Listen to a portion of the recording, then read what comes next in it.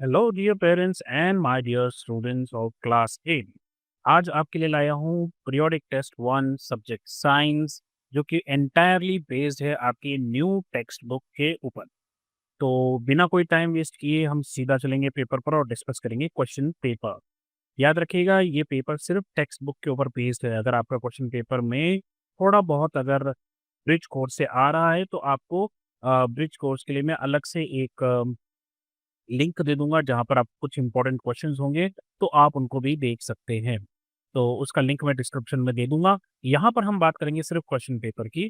तो question paper में सबसे पहला है मल्टीपल चॉइस क्वेश्चन, 8 क्वेश्चन है, 1-1 मार्क के। Who is known as the father of microbiology? Microbiology के फादर किसे कहा जाता है? रॉबर्ट कॉच को, लुई पास्चर को, एंटन वैन लीeuwenhoek को या अलेक्जेंडर फ्लेमिंग को? तो कहा जाता है एंटोन वैन लीeuwenhoek को। सेकंड है which of the following is unicellular? Unicellular क्या होता है? जिसमें एक ही सेल होता है, वो एंटायर ऑर्गेनिज्म जो है वो एक ही सेल का बना होता है। मशरूम, बैक्टीरिया, मैंगो ट्री या अर्थवर्म? तो यहाँ पर इन ऑप्शन में से करेक्ट ऑप्शन है बैक्टीरिया। थर्ड है which part of a cell controls all activity? वो कौन सा पार्ट है सेल का जो सभी एक्टिविटीज को कंट्रोल करता है? साइटोप्लाज्म, सेल वॉल, न्यूक्लियस या क्लोरोप्लास्ट? करेक्ट आंसर है nucleus. Fourth, which micro organism is use in the production of alcohol? तो लैक्टोबैसिलस, ये राइजोबियम, यीस्ट या वायरस? इनमें से अल्कोहल के लिए इस्तेमाल होता है yeast. Fifth is curd formation from milk is due to? Milk से जो दही बनती है उसका मेन कारण है यीस्ट, लैक्टोबैसिलस, वायरस या मोल्स? तो आंसर है लैक्टोबैसिलस। अगर ये लैक्टोबैसिलस ज्यादा हो जाए दूध में तो फिर वो खट्टा हो जाता है दही आपका। Which of the following is not a micro organism? इनमें से माइक्रो ऑर्गेनिज्म कौन नहीं है? वायरस, अमीबा, मशरूम और पैरामीशियम? तो इनमें से जो मशरूम है वो माइक्रो ऑर्गेनिज्म नहीं है। आगे बढ़ेंगे सेवंथ क्वेश्चन की तरफ। Spirulina is called a super food because it is rich in? Spirulina को सुपर फूड क्यों कहा जाता है? क्योंकि इसमें कार्बोहाइड्रेट होता है, प्रोटीन्स एंड विटामिन्स होता है, या फिर फैट है या वाटर है? तो इसमें होता है proteins and vitamins. Eighth question है the first person to observe the living cell? सबसे पहले लिविंग सेल किसने देखा था? रॉबर्ट हुक ने, एंटोन वैन लीeuwenhoek ने, रॉबर्ट ब्राउन ने या लुई पास्चर ने? तो वो देखा था एंटोन वैन लीeuwenhoek ने। बढ़ेंगे क्वेश्चन 2 मार्क्स वाले क्वेश्चन की तरफ। 4 क्वेश्चंस हैं 2 मार्क्स के। इनमें से पहला क्वेश्चन है name 2 foods prepared with the help of microbe, and second है what is the role of microbe in food industry and medicine? तो चलिए पहले इनको डिस्कस कर लेते हैं। 2 foods prepared with the help of microbes. तो पहला है ब्रेड, जो कि यीस्ट से बनता है। कर्ड है जो कि लैक्टोबैसिलस से मिलता है। इसने 2 ही पूछे हैं पर मैं बता रहा हूँ इडली और डोसा जो है वो फर्मेंटेशन से बनता है। तो इस तरीके से आप जो है ये बता सकते हो यहाँ पर ये माइक्रोब्स हेल्प कर रहे हैं फूड बनाने में, ठीक। सेकंड है what is the role of microbes in food industry and medicine? ये और ये थोड़ा बहुत मिलता-जुलता है।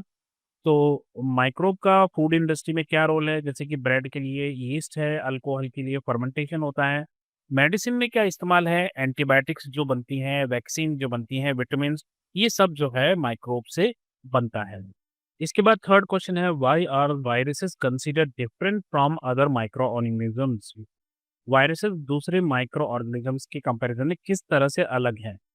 और फोर्थ है a student observe that when curd is left out for a day, अगर दही को हम एक दिन ना खाएं छोड़ दें तो इट बिकम्स अ सॉरर, वो और ज्यादा खट्टा हो जाता है। What can be two possible explanation for this observation?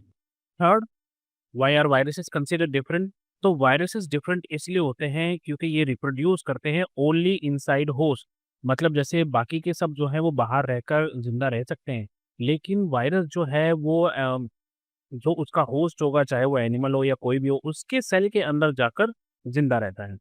और ये it shows features of both living and non living thing. इसकी मर्ज़ी होती है तो ये लिविंग थिंग की तरह फीचर्स दिखाने लग जाता है, और अगर जब चाहे वो नॉन लिविंग थिंग की तरह भी कई बार वो है जो हमें फीचर्स दिखाता है। सेकंड है कर्ड को अगर छोड़ दिया जाए एक दिन तो क्या होगा? Curd becomes sour because bacteria like lactobacillus multiply in warm condition. गर्मी में ये जो लैक्टोबैसिलस बैक्टीरिया है ये ज़्यादा तेज़ी से बढ़ता है, जिसकी वजह से लैक्टिक एसिड प्रोड्यूस होता है। Lactobacillus is responsible for producing lactic acid. The acid gives us curd its sour taste. Higher temperatures speed up this bacterial growth and souring process. तो जितना ज़्यादा टेम्परेचर होगा उतना ही ज़्यादा लैक्टोबैसिलस बढ़ेगा और उतना ही ज़्यादा खटाई हो जाएगी, खटास हो जाएगी। उसके बाद बढ़ेंगे 3 मार्क्स क्वेश्चंस की तरफ। पहला है draw a neat label diagram of plant cell and write 2 of its functions. तो इस तरीके से आप इसकी डायग्राम बनाओगे जहाँ पर आप सेल वॉल दिखाओगे, सेल मेम्ब्रेन दिखाओगे, न्यूक्लियस दिखाओगे, क्लोरोप्लास्ट दिखाओगे, साइटोप्लाज्म, वैक्यूल दिखाओगे और माइटोकॉन्ड्रिया दिखाओगे। रही बात इसके फंक्शंस की, तो सबसे पहला फंक्शन है इसका फोटोसिंथेसिस। अब प्लांट सेल क्या करता है, वो लाइट एनर्जी को केमिकल एनर्जी में यानी कि ग्लूकोज में बदल देता है। और किसकी मदद से बदलता है? सनलाइट, वाटर और कार्बन डाइऑक्साइड की मदद से। तो फोटोसिंथेसिस का प्रोसेस जो है वो ये सेल करने में मदद करते हैं। दूसरा है प्रोवाइडिंग स्ट्रक्चर एंड सपोर्ट। ये जो सेल वॉल है जो आपको बाहर दिखाई दे रही है, ये एक रिजिड आउटर लेयर है। रिजिड मतलब सख्त, फ्लेक्सिबल नहीं है ये। Gives plant cells their shape, और सेल को ये शेप देती है। Provide structural support for the entire plant. इसी के साथ सेकंड क्वेश्चन है micro organisms are too small to be seen by the naked eye. हम उनको आंखों से नहीं देख सकते हैं बिना माइक्रोस्कोप के, yet they are essential to our lives. फिर भी वो हमारे लिए बहुत ही महत्वपूर्ण है। Based on this statement answer give 2 useful application of microbes. Microbes की कोई भी 2 एप्लीकेशन कि वो किस तरह से हमारे लिए यूजफुल है, और उनके कोई 2 हार्मफुल इफेक्ट बताइए। तो अगर हम यूजफुल माइक्रोब्स की बात करें तो यीस्ट जो है वो बेकिंग में काम आती है। बेकरी में यीस्ट ये जो आपकी ब्रेड और जितने भी पिज़्ज़ा है इनको फुलाने में काम आता है, फ्लफी बनाने में काम आता है केक को। राइज़ोबियम जो है वो नाइट्रोजन फिक्सेशन करता है, नाइट्रोजन फिक्सिंग बैक्टीरिया है ये, जो लेग्यूम प्लांट्स के रूट नोड्यूल्स में होता है और एंटीबायोटिक्स के प्रोडक्शन में काम आता है। तो ये तो है यूज़फुल एप्लीकेशन। हार्मफुल क्या है? ये बीमारियाँ पैदा करता है जैसे कॉलरा, फ्लू, और हमारे खाने को भी खराब करता है, फूड स्पॉइलेज। थर्ड क्वेश्चन है identify the following micro organism. यह आपकी टेक्स्ट बुक का क्वेश्चन है। I live in every kind of environment and inside your gut. तो मैं कौन हूँ? मैं हूँ बैक्टीरिया। मैं नहीं हूँ मतलब क्वेश्चन का आंसर है bacteria. I make bread and cake soft and fluffy. तो मैं कौन हूँ? मैं हूँ डॉन, नहीं, मैं हूँ yeast. Third, I live in the roots of pulse crops and provide nutrients for their growth. तो मैं कौन हूँ? नाइट्रोजन फिक्सिंग बैक्टीरिया, मेरा नाम है राइजोबियम। 3 मार्क्स वाले को लास्ट क्वेश्चन की तरफ देखते हैं। How is compost prepared? What is the role of microbes in this process? तो पहले कंपोस्ट बनता कैसे उसके बाद बात करते हैं। कलेक्ट कीजिए हाउस होल्ड ऑर्गेनिक वेस्ट जैसे कि फ्रूट के छिलके, वेजिटेबल स्क्रैप्स, ड्राई लीव्स, उनको एक खड्डे में डाल दीजिए और कंपोस्ट बिन बना दीजिए, ठीक है।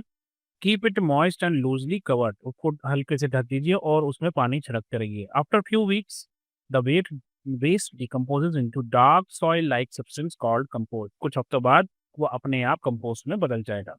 रोल क्या है माइक्रोब्स का? Bacteria and fungi break down organic matter into simple substances. ये जो माइक्रोब्स हैं ये ऑर्गेनिक मैटर को सिंपल सब्सटेंस में कन्वर्ट कर देते हैं।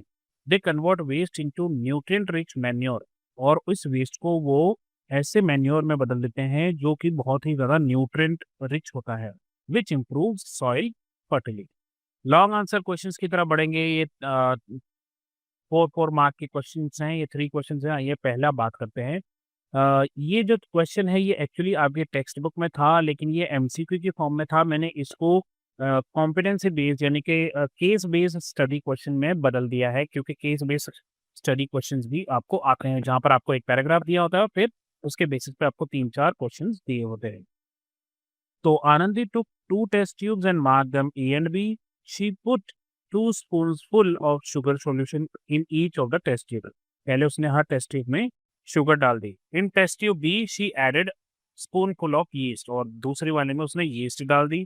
Then she attach 2 incompletely inflated balloons to mouth of each test tube. फिर उसने बलून जो है वो दोनों टेस्ट ट्यूब पे लगा दिए। She kept the setup in a warm place away from sunlight. तो गर्म जगह पे रखा, लेकिन सूरज के सामने नहीं रखा वरना गुब्बारे फूट जाएंगे। फर्स्ट है which process carried out by the yeast is responsible for this observation. तो क्या प्रोसेस था जो यीस्ट कर रहा था यहाँ पे, इस प्रोसेस को बोलते हैं फर्मेंटेशन।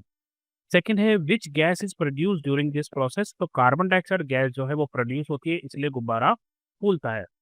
सी है right one uses of this process in food industry, तो फूड इंडस्ट्री में फर्मेंटेशन जो है यीस्ट के द्वारा की जाती है, जिसकी वजह से ब्रेड बनते हैं, केक्स बनते हैं, डोसा के बैटर बनते हैं सॉफ्ट और फ्लफी। इसी का डी है right one use of this process in alcohol industry, तो अल्कोहल इंडस्ट्री में यीस्ट जो है फर्मेंटेशन करती है, जिसकी वजह से वाइन और बियर बनते हैं। वाइन जो है वो ग्रेप्स से भी बनती है, और बियर बियर जो है आपकी प्लांट बेस्ड होती है, ये बनती है जौ से। अब हम बढ़ेंगे सेकंड क्वेश्चन की तरफ। तो सेकंड क्वेश्चन क्या है? Ravi left a piece of bread in the kitchen for a few days, उसने किचन में रख दिया ब्रेड को, पीस को। After 3-4 days he observed cotton like patches growing on its surface, और ब्रेड जो है वो खराब होने लग गई थी और उसके ऊपर कॉटन जैसा कुछ दिखाई देने लग गया था। His teacher explain that it was due to the growth of a micro organism. अब इस पैराग्राफ के बेस पे ये भी केस बेस्ड स्टडी क्वेश्चन है। फर्स्ट क्वेश्चन है which micro organism is growing on bread, कौन सा माइक्रो ऑर्गेनिज्म ब्रेड पर पैदा हो रहा था? तो उसका आंसर है ब्रेड मोल्ड, या राइजोपस भी उसको कहते हैं। क्या ये मल्टी सेलुलर है या यूनिसेलुलर है? तो राइजोपस जो है वो मल्टी सेलुलर फंगस होती है। टी है name one useful role of this group of organism, कोई एक अच्छा काम बताइए जो ये हमारे लिए हेल्पफुल होते हैं। तो ये फर्मेंटेशन करते हैं, एंटीबायोटिक्स बनाते हैं और डिकम्पोजर्स की तरह काम करते हैं।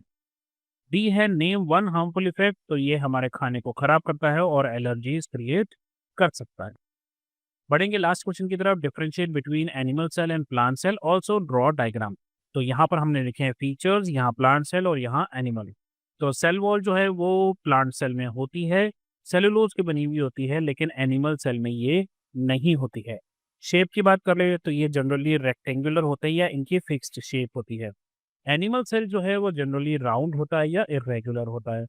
क्लोरोप्लास्ट की बात करें तो प्लांट सेल में क्लोरोप्लास्ट होता है, इसी वजह से फोटोसिंथेसिस पॉसिबल है। एनिमल सेल में ये क्लोरोप्लास्ट नहीं होता। फिर उसके बाद हम बात करेंगे वैक्यूल की। तो वैक्यूल जो है वो काफ़ी बड़ा होता है प्लांट सेल में और सेंटर में होता है, जैसे कि आप इस वक्त यहाँ पिक्चर में देख पा रहे हो ये। और एनिमल सेल में जो वैक्यूल्स होते हैं वो काफ़ी छोटे होते हैं, जैसे कि आपको यहाँ दिख रहा है। इसके बाद मोड ऑफ न्यूट्रिशन, तो ऑटोट्रॉफिक, ये अपना खाना खुद बनाते हैं, और एनिमल जो है वो हेटेरोट्रॉफिक है क्योंकि वो खाने के लिए दूसरों पे डिपेंडेंट होते हैं। और ये रही आपकी डायग्राम। यहाँ पर आपका आ गया एनिमल सेल, और ये आ गया आपका प्लांट सेल, और ये आ गई वो सब चीज़ें जो इनमें मौजूद है। सेल वॉल सिर्फ यहाँ है, सेल मेम्ब्रेन दोनों में है, न्यूक्लियस दोनों में है, क्लोरोप्लास्ट सिर्फ प्लांट में है, साइटोप्लाज्म दोनों में मिलेगा, वैक्यूल वैसे आपको दोनों में मिलेगा लेकिन यहाँ पर बहुत बड़े-बड़े मिलेंगे, और माइटोकॉन्ड्रिया दोनों में होते हैं। तो ये रहा आपका पेपर दोस्तों। उम्मीद करता हूँ आपकी कोई हेल्प हुई होगी। अभी के लिए बस इतना ही। अपना ध्यान रखें और मम्मी-पापा का कहना ज़रूर मानें। यदि कोई प्रॉब्लम हो तो नॉक कीजिए और बोलिए हेलो अध्यापक, take care, bye bye, have fun, all the very best for your exams.